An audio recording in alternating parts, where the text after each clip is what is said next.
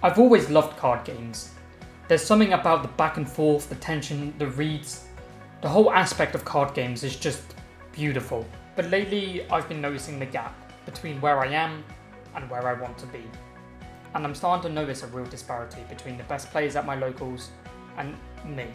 The way they think, the way they play, the way they execute, what their deck is supposed to do is just on another level. It started eating at me. Matches that should have been close, they just weren't. I started questioning if I was even improving, and when I win, was it an actual win or was it a fluke? These constant thoughts are always plaguing my mind and making me think that I'm not good enough when it comes to playing this game. Now that I've finished university, I have a lot more time to be able to put into this game. How do I make that time worth it? How do I make every single moment count, every single game count? I think I finally figured out a solution. This is a story about growth. This is a series where I try and become the best version of myself as a OPTCG player in hopes of reaching the summit. Hello everybody, my name is Shiryuki and welcome to the start of something new. This is my journey to level up as a One Piece trading card game player. I'll be learning, experimenting, refining my plays, trying out new strategies, trying out new decks, ideas, and just overall just trying to improve myself and aiming to reach the peak of what I can do and reach the summit, which is to place well at a regional event. That is going to be the end goal for this series, is to place well at a regional. I'll be learning, experimenting, and refining my plays, trying out new strategies and new decks, and aiming to reach the absolute peak of what I can do. Whether it's close wins, tough losses, misplays, or breakthroughs, you're going to see the whole climb. We're not going to be just showing content where I am winning all the time, and that's the beauty of this series. You know, we're going to be seeing a very natural evolution of my skills as a One Piece trading card game player. This isn't about the results, it's about growth. And I want all of you, as the community, to be along for every step of the process. So if any of you are chasing that next level and wanting to improve as well, you're in the right place, as we can learn stuff from one another. It's a very transactional series on the channel. So if you guys have any thoughts on how I can improve, you can drop a comment in the comment section down below. You can join the Discord, which is in the link in the description. And if you haven't done so yet, you should subscribe so you can get notified for every future episode going forward for this series. So, the way the series is going to work is that we're going to be having 2 tournaments per week. On Tuesdays and Thursdays, I'll be entering both of them and doing post-commentary of my matches and breaking down what happened. Some of these matches you will be able to find on my channel later after this video is uploaded, so stay tuned for that if you want to see the full match with no commentary over it. Now, for Tuesday's event, I had a few decks in mind. I could have played Iceberg. It was the first deck I ever won with, and I think it's the deck that represents me the best, even though it's not great at all in this format. Or I could have gone back to my roots and played the first ever deck I ever played, which was Green Film Kid, so the starter deck Kid. But with all the new starter decks coming out, I had a lot to consider. I could have played Bonnie, Blackbeard, or Buggy, 3 really strong decks and very popular in the local scene of where I go to. And I really wanted to try Green Blue Zoro after seeing it top a Japanese tournament, but I was still missing a few pieces and I didn't really want to go into it with an inconsistent deck. And obviously this was a makeshift build, as it was based off the set 12 build that we don't have yet until August. And after thinking it over, I decided to go with a deck that I have had some experience with, but I haven't really deep dived into it at all, and that is Red Green Smoker. Now, for anyone who doesn't know what Red Green Smoker does, it came out on OPO10. It was the Red Green leader for the Punk Hazard Navy support. And what it does is on your opponent's turn, all your Punk Hazard and Navy type characters get plus 1000. This can become relevant, especially as when you want to protecting your rested characters, it makes it a lot easier to protect. Then the second effect, which is definitely by far my favourite effect of the card, is if I have a character with 7000 power or more, you can untap to Don. Now we're going to look at the events. I play a total of 11 events in my deck. So we play 3 copies of the Zero Cost Green event. It's just very nice to boost your character's numbers up. It means that if you have an 8k rested character, You can make it 11, and that's a magical number, especially with the leader effect with these 5-cost smoker that we'll get to later. It's very strong indeed. Next up, we play 2 copies of Divine Departure. It's kind of a tech card. I don't really see many decks play Divine Departure from what I've seen, but Divine Departure actually comes up for its main effect as well as its counter effect. You know, being able to KO at 8 cost or less, especially with this set with having a lot of scary cards that are 8k. You know, Rush Luffy, 8k or less, so Rush Luffy, 8 cost Kid, Holy Jones. You know, a lot of these cards are in that threshold where Divine Departure's first effect can come up, and with the leader's effect, to untap 2 Don, it means that we are only having to rest 3, and if you have that 5-cost smoker on the field, we are actually resting 2 to KO an 8 cost or less, which is just incredible. We then play 2 copies of 10-layer Igloo. So after one of your leaders gains 3,000 power, then one of your opponent's leaders or characters get -2 for the turn. Very strong, especially when you have 8-cost Kid on the field trying to keep it alive. And then after one of your leaders gains 1,000 power for the turn. And then finally, 4 copies of Radical Beam is still a very strong card, you know, being able to make a unit maybe become 12,000 power if it's an 8k body, or your leader get to 9k, especially since you already have 4 lives, so you're going to be getting that 2 life threshold very quickly. Now, looking at the 2k counters, we play a total of 12 2k counters. So the first one we play is by far the worst one. It's Otama. We only play Otama because minus in 2k is very nice, especially once again with Divine Departure, we can KO it. And that's just a very strong concept. And also, we do play a lot of board control from time to time where we are attacking the board. So having Otama being able to -2 a character is very nice to like constantly keep applying pressure to it. Obviously, we can't search in any way. It's Land of Wano. We have no Land of Wano searches in the deck, but it's still a very strong red 2k counter. Then we play 4 copies of Tony Chopper, a very annoying and versatile card for your opponent. It's got blocker, it's a 2k counter, and it's punk hazard, so during your opponent's turn it's 5k, but due to its own effect on your opponent's turn it gains an extra 2k, which means there's a 7k blocker on your opponent's turn. This becomes incredibly difficult to deal with, especially for decks that don't have a lot of removal, so Black Purple, Luffy, Betty doesn't really have that much removal. You know, some of these decks that we definitely do struggle into a little bit, you know, is a very strong piece of defense, but like against decks like Buggy, you know, we keep in hand for the 2k counter, as you know, Buggy has a good amount of ways of dealing with the cards that we want to stay on the field. And then we have the best 2k counter by far being 4 copies of the Tashigi. You know, being able to protect one of your green characters who isn't Tashigi from getting removed by effect by wrestling it is incredible. It's a good staple for green in general, one of the strongest green 2k counters we have, if not the strongest. I think especially with the fact that we are going into like we've got like Buggy, you know, running around now, actually a very strong deck and a very hard matchup. This makes the matchup quite a lot easier because it forces them to have to waste a bot deck on a card like Tashigi. But Tashigi is very strong, you know, you can also play it from 8-cost Kid, and also during your opponent's turn, if you do decide to swing with it, it is a 5k, you know, so it kind of makes it a little bit more difficult to deal with. They can't just swing like a baby body into it, and it's just overall a very strong card indeed. We're going to be looking at red first, and now red is the kind of the early game side of the deck when we transition to the green, which is the fortress. So we play 4 copies of Virgo. You know, Virgo basically searches like nearly every card in the deck. I don't really need to explain much more about it. You know, top 5 for any punk hazard is pretty good other than Virgo. And then 4 copies of Sanji. Sanji's a 6k during your opponent's turn. During your turn, and on KO you draw a card. It's a 4k during your opponent's turn. One thing that's really nice about Sanji is if you're forced to go second, which is your off curve, you can play Sanji on for free, put a Don on it, make a 7, untap 2, and then swing for 7k for your leader. So there is a lot of Don manipulation in this deck, which is kind of cool. Like there's some purple aspects in the deck, but this Sanji is very crucial, you know, for the game plan. It's a very strong card for the game plan. You know, it hits magical numbers by itself, basically, with just 1 Don on it. And overall, just an incredibly strong and powerful red card, especially for a deck like this, who wants to make sure they're going wide and getting enough attacks out where it really applies pressure to people. Because when people see this deck, they think it is the fortress build, and it is the fortress build.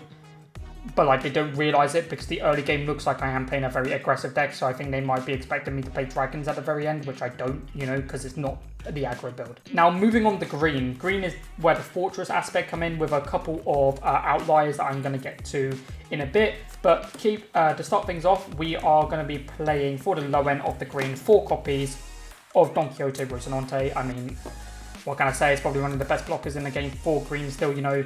With Tashigi and Kid on the field, it makes a very nice combo where that 8-cost Kid just becomes incredibly more difficult to remove due to the fact that it has protection from KO and protection from removal. So like making that Kid just becomes incredibly stronger. There are aspects of this deck which is protect the Kid, but like it isn't the whole like image of the deck. But there are aspects of it. And speaking of Kid, I believe we play 4 copies of 8-cost Kid. You know, green's strongest card. You know, when rotation happens, we're going to see how green changes. But by far, green's strongest card. If you don't know what Kid does, Don minus on your opponent's turn. If he is rested, your opponent has to attack him. And then you can rest him to play a 3 or less. So you can play the Tashigi, the Rosinante, the Sanjis. You can set up for if you want to go for aggressive next turn, defensive. Overall, just a very versatile card and green's best card for sure. We play 2 copies of 10-cost Flamingo. This card is not going to go up more than 2. You know, we do play a lot of breaks in this deck, and that is one problem I will say about this deck and this build in general. There are definitely a lot of breaks where like you will have times where you feel like you have no counter power in your hand and it feels impossible to do anything. But that being said, still an incredible like big body to play. You know, being able to just basically halt your opponent for a full turn is incredible, especially in a deck like this that will take advantage of every turn it gets. It's just, and because of the leader's effect, because its power is already above 7k, it means you actually play a 10-cost Flamingo for 8, which means you can save your Don up to play the Igloo, they keep it up for Divine Departure, Radical Beam, or play the Rosinante blocker. They even keep the 10-cost Flamingo alive in a situation where they try and remove it, or you could just be a bit on the aggressive and swing for 7 with your leader. Next up, one of my new favourite green cards, and I know people just don't like this card, but I have had so much success with this card, and it is 4 copies of Holy Jones. I mean, what can I say about Holy Jones? You know, being able to rest 2 cards of your Don or your characters is incredible. You know, the life kind of sucks, but it is actually a resource that you can use, especially in the early game. You actually just don't take that much damage with this deck. And that means it's basically like a free Holy Jones where you don't really care about the fact you're having to take a life because you already go down to 3. Because the early game is actually very defensive and you can actually survive very easily during the early game. Now, we play 4 copies for Smoker 5-cost. If you don't know what Smoker does, banish, and also active main, you can set a Don to active, but none of your characters can set it to active. That doesn't matter. You're not really going to be untapping any more Don with any of your characters. You know, the banish is very good. You're going to see it in the videos. You know, we've banished a lot of good cards throughout the gameplay. You know, so a very strong card. It's also an 8k during your opponent's turn, so it means they can't just put 2 Don on a 5k swing. They have to actually commit to more Don to even remove it. And overall, just a very strong card. You have very nice combos with this deck, especially with it and the leader. Being able to untap 3 instead of 2 can make a whole lot of a difference, and it's been a very vital piece for the deck. And for my final card, it is the tech card that I play. I play 2 copies of this card. I think this card is incredibly underrated. And that is 2 copies of the EBO2 buggy that's just come out. So what it does is, if you have no other buggy on the field, your leader gets double attack. Why is this important? Well, during the early game, you actually want to just apply as much pressure to them as possible to make your later game even better. The opponent gets scared and think that you're playing the Fortress build. That's what I want. I want my opponent to think that I'm not playing the Fortress build, that I'm playing aggro, you know. And because of buggy, you can put Don on it and untap 2, which means you can swing for 7 double attack and apply a lot of pressure with this card. And its second effect is really good. Your trigger effect, being able to punk Gibson something, is really nice. You know, being able to rest a 4 or less is incredible. It comes up. It has came up before, and overall just an incredibly strong card. And I think it's a very nice tech for decks like this that want to be applying as much pressure as early as possible. So we are going to be doing the first recording for the first game of this of Tuesday's tournament. We were up against a blue-purple Luffy player. I don't really have much experience with this deck. I've already played against it twice now, and I've had really good showings both times. I still need more practice against this deck. I haven't really actually got to play against the optimal build-up plays. You know, it's the die falls and the very the very fast ramping build. I haven't got to experience it with Red Green Smoker. I've been playing against the builds that replace Sanji into Lin and Sanji into Doflamingo and all of that kind of stuff. Which, don't get me wrong, I think it's a really cool concept, but like my deck doesn't really feel like a struggle. You know, it is technically kind of an aggro into control-esque kind of deck, and I kind of have like the footing. But it was very nice to see like some of the newer cards in the set. You know, I haven't really been able to keep up as much due to university, but my opponent was playing Big Purple Luffy. You know, this opponent was one of the younger players of the at the tournament. We have a lot of like younger players who come in to play in the tournaments, and they are definitely a lot better than people would think I would give them credit for. I think they have a good understanding of how to play the game, and I think over time they will just consistently keep getting better and be actually very scary to play against. But we got our curve, we see that we got 5-cost Smoker right there, we used both the leader and Smoker effect to untap 3, we got 3 Dom remaining, and this is what we want to see with the deck. You know, you want to be seeing the Smoker curve, you kind of want to be mulliganing for it because you just want to see it, and you're going to see that we're going to be swinging for it, and they actually use 2 2-3 counters there, which is very nice to see, especially with both of them being Uso Hachis. You know, we don't really want our blockers being rested by Uso Hachi in the later aspect of the game, but we're going to see them playing out one of their nice Nami, and I had to read Nami. I actually didn't know what a Nami did, and I had to make sure that I understood what it did. And on our curve of 7, we actually will be able to, we get to actually play out Holy Jones and rest the Nami. And this was very big. You know, we had a lot of attackers, and you know, we wanted to make sure the Smoker hit here because we don't want to give him more resources. To be fair, this was a misplay on my end, but my opponent decided to block it anyway. It was kind of a misplay. I wish I swung with Smoker first for 9, and it has Banish, and I had to let him know that I had Banish, so it would instantly go to the trash. And it was a red rock, and this is what I'm talking about. That Banish comes in up so much. And then I swing for 6, and this is what I'm talking about. Like, they're not even at 8 Don, and I feel like I'm just so much further ahead. Unfortunately for my opponent, they did brick. Like, they didn't really see anything that they were kind of looking for, which was very unfortunate to see, especially since they were very excited to be on camera. You know, they like the fact that when I record my games, they get to watch it. And I take that life, you know, I kind of know in my head that I'm in a really commanding position, so I can afford to just get more resources. And we do kind of get very lucky here because we do top deck Holy Jones for turn, resting the Nami. And by this point, because of our field just being incredibly strong, you know, we can just end the game right here, swinging with the 9k into the Smoker and banishing another life, being just some 5-cost chopper. And then they're going to take a life, and then we just put all on my Holy Jones to swing for 11, and they couldn't block it. So we go up 1-0 in today's tournament, in Tuesday's tournament. This was an incredible game that I was really excited for going into it. You know, this is one of the competitors, Nathan. He plays Rosinante. He's a very good Rosinante player. And I'm going to quickly talk about this game because sadly, it wasn't much to talk about in this game.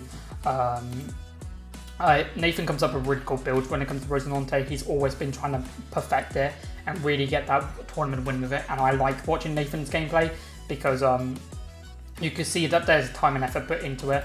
And we kind of get off to a very good start. We actually see, like, we get to see, like, Smoker actually appear quite early on, which was perfect for us. You know, we got the players a lot of pressure already, and Nathan's already on 2 life. But unfortunately, we can see that, like, Nathan's not really finding anything. It is unfortunate. You know, he unfortunately just couldn't see anything, and in the end result was that it was going to be me winning. And it was really unfortunate. We actually played a game after, and it was a lot better game for him. I got to see what the deck actually did, and it was a very cool deck. Fishman Pirate Doflamingo was actually Rosinante was actually really cool, and it was very unfortunate for the result of that game. But we go up 2-0 into the tournament. Now, going into 2-0, I knew at this point I was going to be facing this person. This is one of my best friends, Brandon. He is by far probably the best player at the shop. He has probably the most tournament wins out of everyone, and he's done well at events. I think he plays top 70 at regional before. So going into this match, I'm horrified.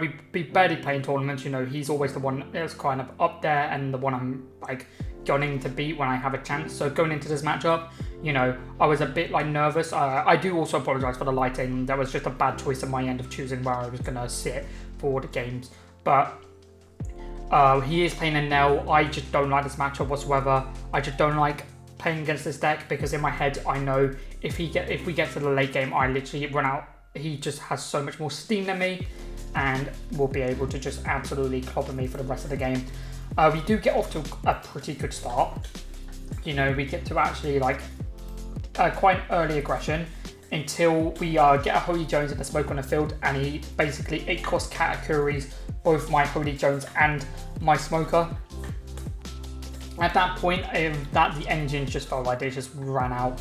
Like, we really felt like we had nothing, and with Enel constantly regaining his life, it's very incredibly annoying to deal with, and his board gets out of hand. He gets 2 Enels and 2 Katakuris on the field, and he's looping his life. And by this point, I'm just trying to figure out if there's actually just any chance of me winning, and unfortunately, there just isn't. You know, he's applying so much pressure to me, and he's just doing a lot. Looking back on it, there might have been times where I probably should have just been a lot more aggressive. I don't remember. I think I attacked his board once because there is an 8-cost Katakuri in his grave, and I think that might have been from me actually killing it. I think I should just focus life in this matchup. I can't afford to go to the late game against Enel. And unfortunately, he is going to get the game here. He swings for 17k, I'm pretty sure, with Enel. And I know for a fact in my hand, I do not have enough because my hand is actually all bricks. And that is the unfortunate part about the deck. I have no actual counters on my deck. And unfortunately, I lose this game. But overall, for this tournament, I actually placed second, which is an incredible start. Now getting into the first Thursday game, and I'm going to just start out by saying, what a game. This game lasted 35 minutes for context, and it was by far the best game I had of the night. First round I got paired against Rob, one of the better players at the shop. He is playing black-purple Luffy, a deck that I have not had much experience against with Smoker, and it is a deck that, just like Buggy, I'm not really the biggest fan of playing against it. So going into it, I was a bit worried, you know, but luckily, Rob didn't know the matchup either going into it. So I had that to kind of like alleviate some of the pressure away, especially since it was already going to be such a hard match from the get-go. And the match was pretty good, like, I'm not going to lie, it never felt like the match was completely one-sided. It always felt very even. Like, there were never points in the game where I felt like I was behind, and there was never points in the game where it seemed like he was behind, right? And this game was incredible. You know, we even went into time, and it was just a very fun matchup. Playing against the Beer Luffy and the 10 cost, you know, Rob's build was a little bit different from some builds that I've seen, but he played the match incredibly, especially with not knowing the matchup. One part I kind of want to talk about here is the fact that right here we have Holy Jones. And the thing is with Holy Jones is I chose to rest one of his Don and his Luffy. You'll see right here in just a second, I've rested one of his Don and his Luffy, and I tried focusing on clearing board. This was the only mistake I made for the whole game. One thing I need to learn, especially when it comes to One Piece, is understanding when is a good opportunity to try and actually push for a game. Or apply more pressure. Because I was scared of Beer Luffy because in my head I was thinking at the time that if his lead is constantly 7k, my smaller attacks I'm going to get through. And to be fair, looking back on this, I think I definitely, and we spoke about this after the game, I definitely think focusing Beer Luffy so much was not the correct choice. Especially since he had Rush Luffy from EBO2 in the deck, and that card is incredibly scary to deal with because what ended up happening is because I wasn't focusing his life, it just meant that his Rush Luffy activating his effect felt a lot safer because he didn't have to worry about going to 0 because he still had an extra life, so he had like a scapegoat option. But overall, an incredible game. I kind of panicked near the end. My late game is not great, and as a result I ended up losing this game, but it was a fantastic game. And then after we spoke about the game for that Hody Jones play I was talking about earlier, it turns out that if I would have just rested both of these on and focused on trying to hit life, I actually would have won the game, which is unfortunate to find out, but that is One Piece at the end of the day.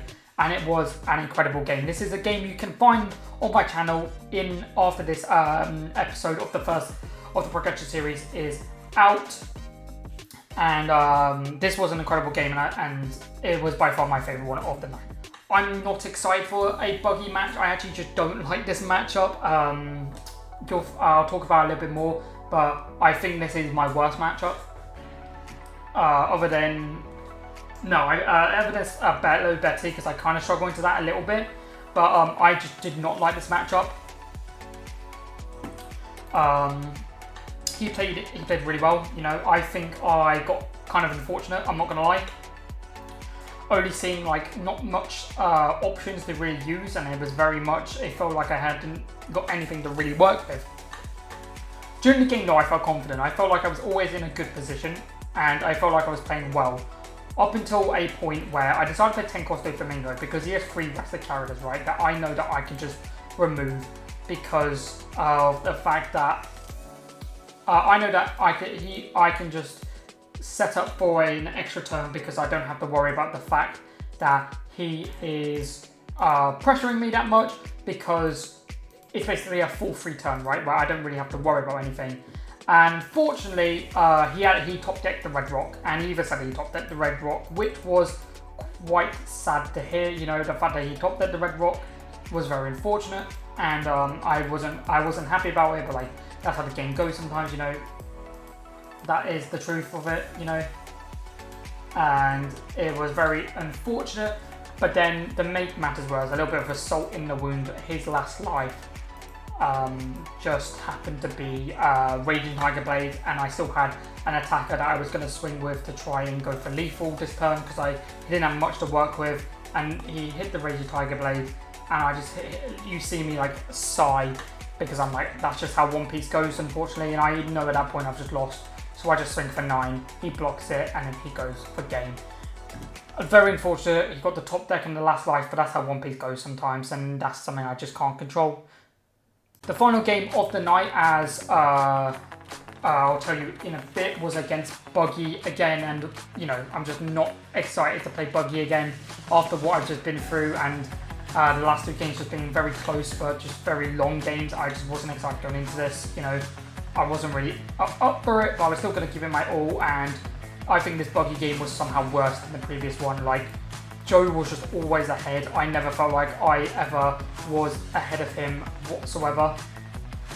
And he took full advantage of making sure I could never really play the game. And his board got way out of hand, and I couldn't get the win. And unfortunately, I lost to Joe as well. And this was my realization that Buggy is my worst matchup. It is incredibly hard to play into this deck with the 8-cost Mihawk coming down so early. 8-cost Croc and Mihawk coming down so early, you know, it just became very difficult to deal with, and he just had so many answers to what I was doing, and I never really felt like I could just get that last breaking point. I didn't see any Hody Jones throughout this whole day other than the one time earlier in the first game against Rob, which was very unfortunate, but that's how One Piece goes sometimes, sadly, and I unfortunately lose all of my games that I got to play, as last round I did get a bye, which means the end result was a 1-3. My final thoughts of Red Green Smoker for Tuesday and Thursday. On Tuesday it went well, you know, we had good moments during the games. We got to see what the deck was capable of and really show the aggression whilst trying to show off the Fortress aspect a little bit, and it wasn't really that apparent, but it was still a strong showing of the deck. Thursday was kind of like it wasn't great, don't get me wrong, I did lose all of my games, but like, I would honestly say that Thursday was better than Tuesday, and the reason I would say that is the games that I played, I felt like I had a lot more opportunity to like test the waters and go outside the box to figure out intuitive solutions to what I was dealing with, because a lot of the time, my brain is just, okay, you're going to play these red cards early, and you're going to play Smoker on 5 and just bonk, right? You're just going to go in, swing, do as much damage possible, and get out. However, during the games I had on Thursday, and this isn't just talking about the first one, but all of them, I very much had to go outside the box to try and figure out what is the best option for me in this scenario. And that's going to become very vital when it comes to improving my playstyle and overall improving myself as a player going forward. So even though we didn't end up going a incredible result on Thursday, I still think we've improved so much throughout Tuesday and Thursday with Red Green Smoker.